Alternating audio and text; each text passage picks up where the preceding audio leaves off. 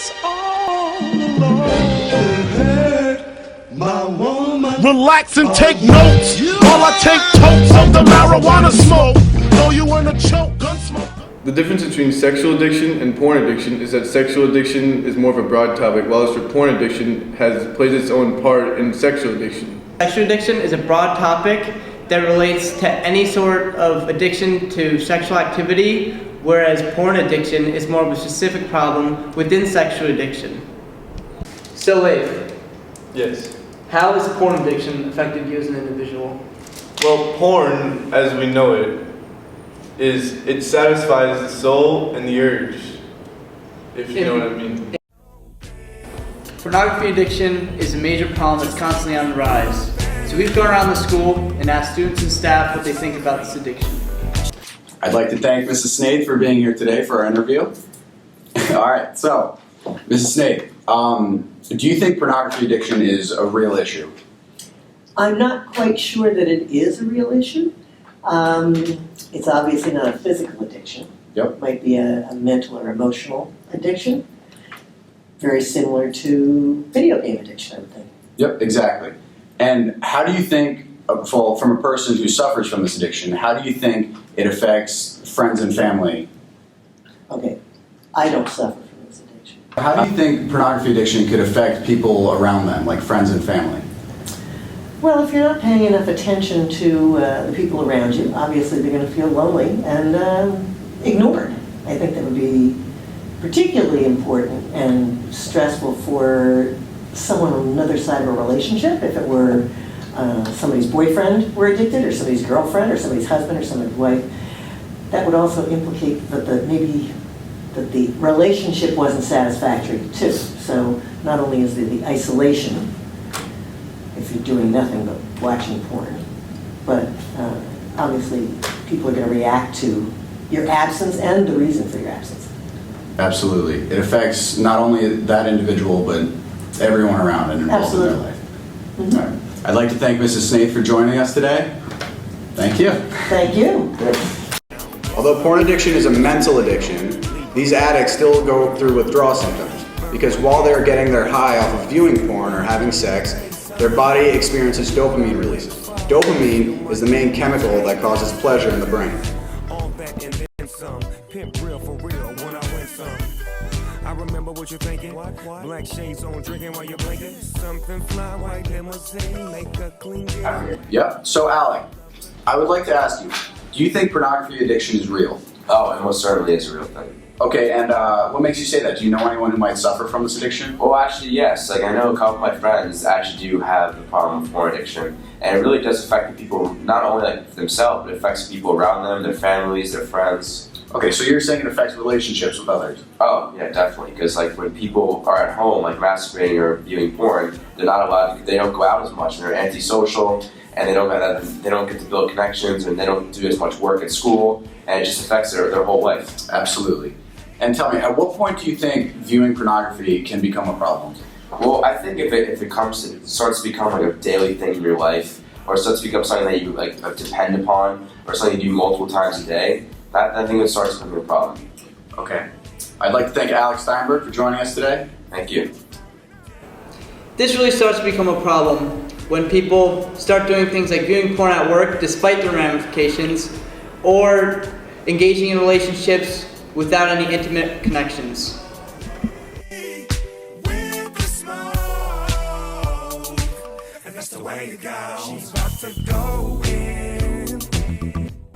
Moody, irritable, self-centered, and isolated. These are just some of the side effects that porn addicts and sexual addicts suffer from. Just keep it bumping. Peaches and cream. Uh-oh, there she goes. That's that look. Use of prostitutes and escorts. Frequent trips to the massage parlor. Also known as rub and tugs. Compulsive masturbation. Cybersex. Phone sex. Unsafe sexual activity. These are the signs of sexual addicts.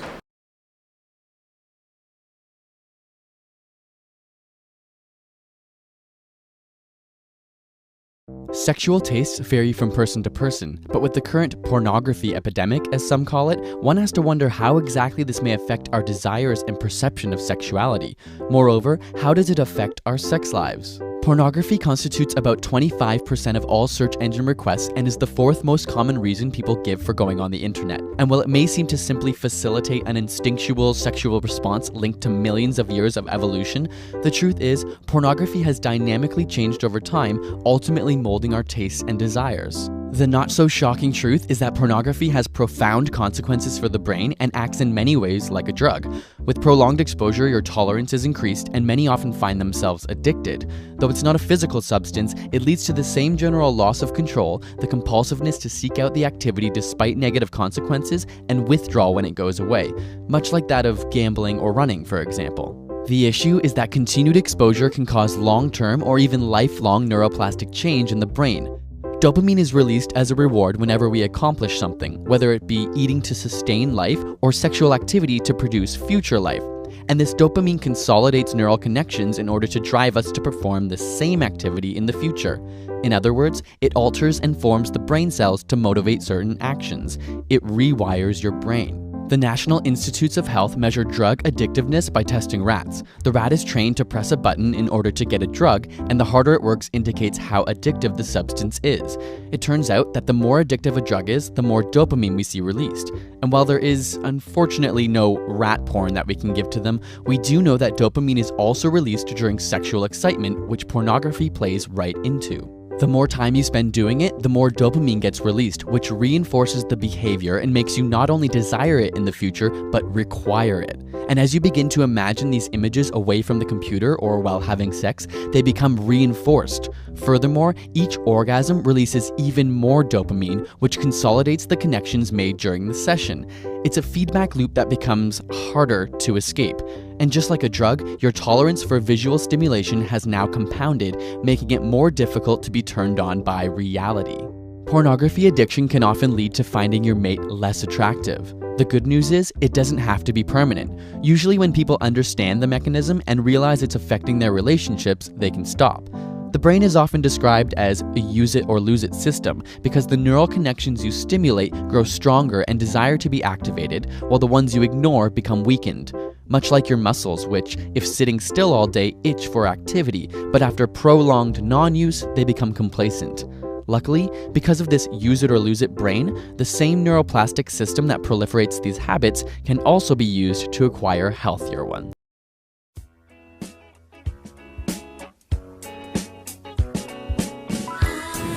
So Mikey, tell me, at what point do you think viewing porn becomes a problem?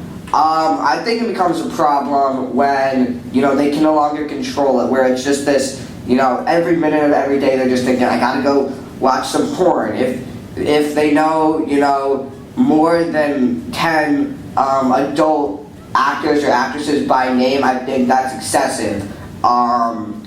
If you're getting into weird stuff, again, that's an issue. If it's just that. Sexual addiction and pornography addiction is used as a way to mediate stress, pain, anything. Addicts look for it as a substitute to deal with their actual problems.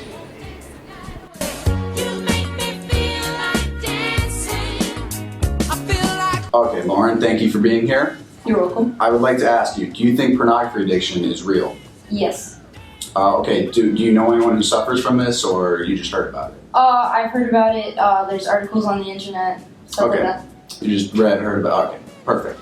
Now, at what point do you think it affects people around them, the person who suffers from this addiction? I think in relationships it can set false expectations for each partner. Absolutely. Now, how do you think it affects the individual alone? Again, just give false expectations and I guess not really a healthy thing to do. Definitely. And at what point do you think it becomes a problem where someone who casually views porn goes to being an addict? I guess when it's taking your own personal time when you could be doing other things, I guess, more important things. Something productive. Yeah, or putting important things aside. Yeah. Yeah. All right. I'd like to thank Lauren for being here today. Thank you very much. You're welcome.